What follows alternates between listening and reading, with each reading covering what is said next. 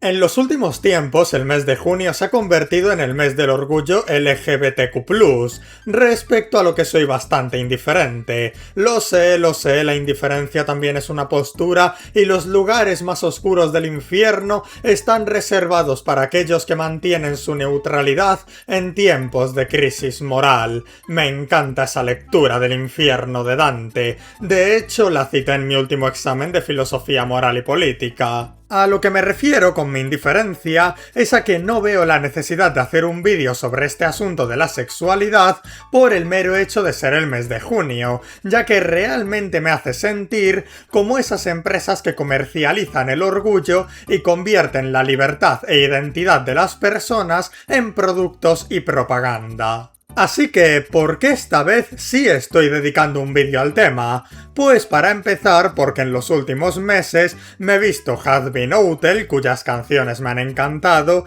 Hello Babos, serie en la que he podido proyectar mis traumas amorosos en un pájaro homosexual clasista, y JoJo's. Justo hoy, de hecho, me he terminado la parte 3 y estoy sentimental al respecto. Así que sí, está siendo un año bastante homosexual para mi persona.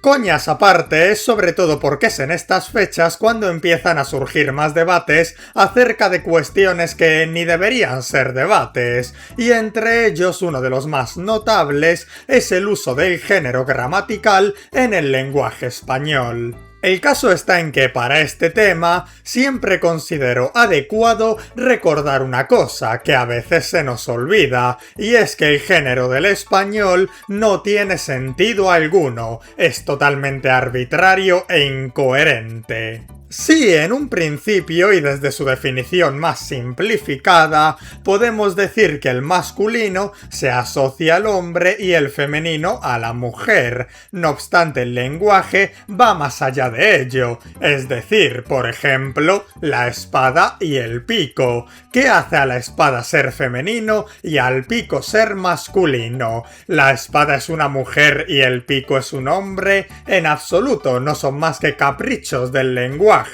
que se ha desarrollado así.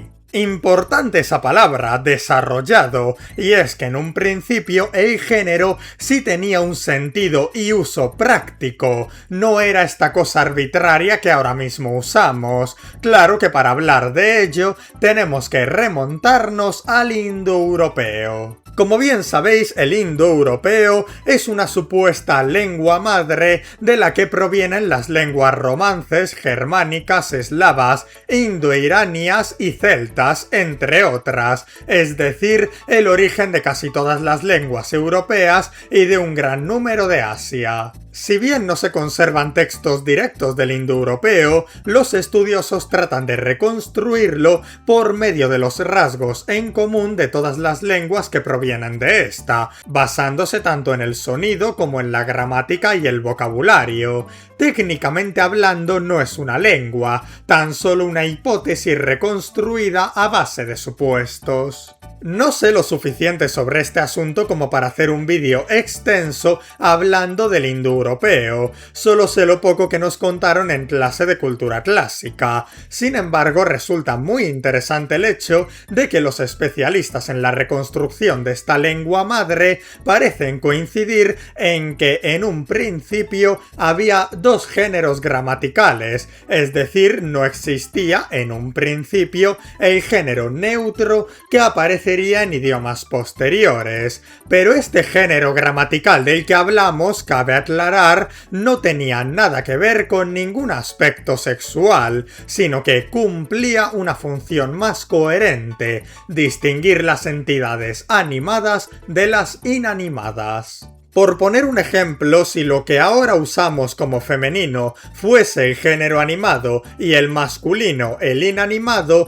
diríamos cosas como el silla, el espada o el manzana, puesto que estamos hablando de objetos inanimados, mientras que para cualquier entidad animada haríamos uso del femenino, o sea, Steve es muy guapa o esa golem es alta. Esta distinción de género, a diferencia de la del español actual, tiene un sentido, porque, como digo, ahora mismo que la silla sea la silla o el pico sea el pico, es totalmente arbitrario. Sin embargo, con el desarrollo del lenguaje, el género se terminó desarrollando en tres: masculino, femenino y neutro, y empezó a diferenciarse en relación al sexo en lugar de entre lo inanimado y animado. Ahora la pregunta es ¿por qué? ¿Por qué perdimos un sistema tan perfecto y coherente a favor del caos que tenemos ahora? Pues como casi todo lo que respecta al desarrollo de las lenguas, fue un proceso largo, lento y accidental. No es que nadie impusiese de pronto un giro, y si bien son solo hipótesis y no hay mucho consenso al respecto, hay quienes señalan que podría deberse a la aparición de un sufijo que, aunque se usaba para hablar de colectivos y abstractos, se empezó a asociar con ciertos nombres femeninos, por lo que poco a poco se fue interpretando como un sufijo femenino, lo que desembocó en la distinción del uso común, que sería el masculino, y el sufijo que se entendió como femenino. Diciendo mucho en pocas palabras, el origen del masculino, el femenino y el neutro podría resumirse en: el género inanimado pasó a ser neutro, el género animado pasó a ser masculino, y el género animado más el sufijo que lo cambió todo pasó a ser femenino. Técnicamente esto es todo lo que quería compartir con vosotros, pero aprovechando que estoy haciendo un vídeo sobre cuestiones de género, usando de base el tema del mes del orgullo LGBTQ+, me gustaría aprovechar para compartir con vosotros dos reflexiones curiosas que nos contó mi profesor de moral y política sobre este asunto. La primera recuerdo que nos la mencionó en lo que hablábamos del concepto de filosofía queer, y es que al parecer ese término, queer, era al principio totalmente despectivo. Decirle a alguien queer era como si a día de hoy dices a alguien maricón. Sin embargo, terminó siendo asimilado y aceptado por el colectivo. Básicamente ese proceso mental de si ser queer es ser lo que soy, no voy a considerarlo un insulto, lo seré con orgullo y me sentiré identificado con dicho término. Similar a aquello que os comenté de la fealdad de Góngora, esa idea de que si llamaban fea a su poesía, aceptaría de buen grado ser feo. Si tal arte era la fealdad, lo preferiría antes que la belleza. Es algo que se ve con bastantes términos. Al final, todo aquel concepto que trata de ser ofensivo, atacando las características o ideas de una persona, puede ser acogido con orgullo por esas mismas personas. Así ocurrió también con el término nigger. En un principio, nigger era un insulto. Bueno, lo sigue siendo, posiblemente el mayor insulto racial de Estados Unidos. El caso está en que, al final, la comunidad negra lo terminó reacogiendo y se convirtió en sus círculos en una forma amistosa de referirse entre ellos, ya fuese como nigger o niga.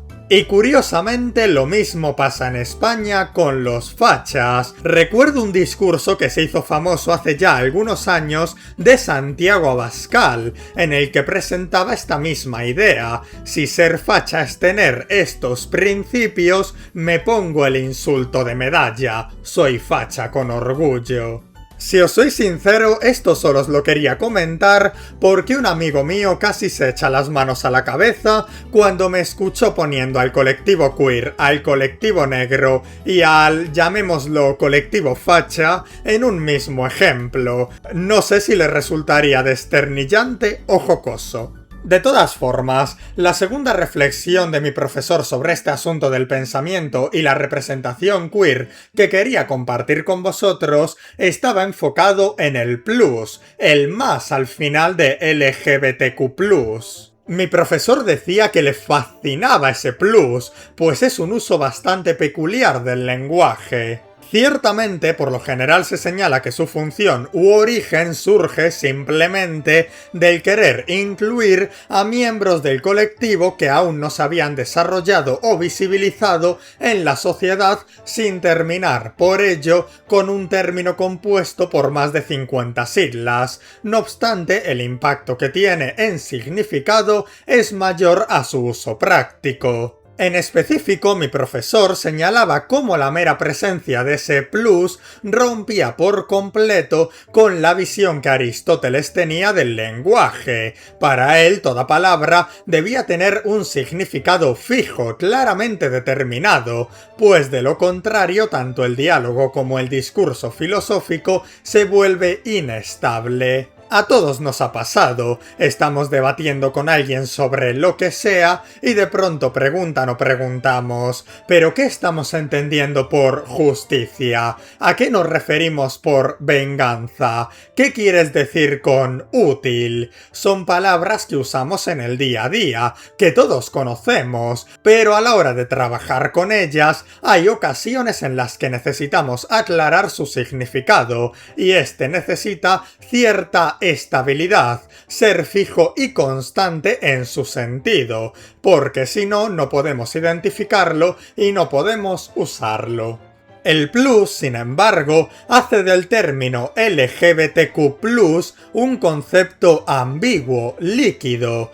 Ciertamente podríamos llegar a describirlo como el colectivo en el que agrupamos a aquellas personas cuya sexualidad e identidad no sigue lo normativo, pero esa definición no es del todo precisa, puesto que no estamos hablando de lo que es, sino de lo que no es. Claro que hablar de lo que es, en su total, de forma absoluta, resulta imposible, pues no es un término cerrado. De hecho, tampoco podemos reducirnos a describirlo por medio de borrar del colectivo lo normativo, ya que en la comunidad sigue habiendo miembros que en un aspecto u otro siguen lo normativo. Un transexual hetero es parte del colectivo, por lo que hay un hueco para la representación heterosexual dentro del colectivo, y lo mismo con un homosexual cisgénero. Sin embargo, no por ello podemos englobar a todo el mundo en esta definición. Recuerdo que hace un tiempo vi un post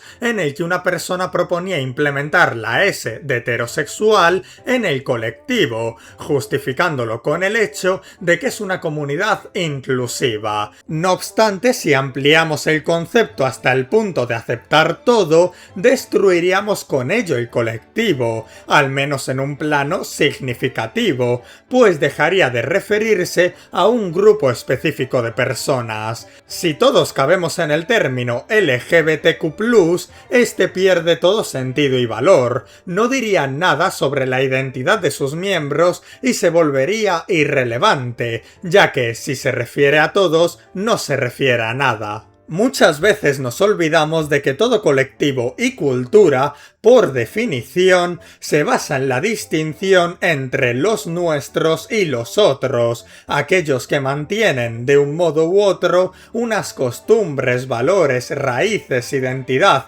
creencias, y los que no. Y esa distinción no es nada malo, simplemente es así como funciona el lenguaje y los constructos que creamos socialmente. Estas distinciones no han de provocar conflictos y no es necesario que todos pertenezcamos a un mismo colectivo para vivir socialmente cohesionados. La inclusión, a diferencia de lo que parece insinuar este post, no es que todos seamos iguales, sino que exista respeto a pesar de las diferencias. Así pues, nos encontramos frente a una palabra o un plus que, sin abrir el concepto de manera absoluta, otorga a la palabra un sentido abierto, líquido, que se alinea con los valores e identidad expandible y cambiante del colectivo. Rompe con la esencia y significado de la palabra, al menos desde un punto de vista aristotélico, pero a cambio refuerza, por su mera estructura, el principio de libertad en la construcción de la sexualidad y el género de las personas que defiende este colectivo.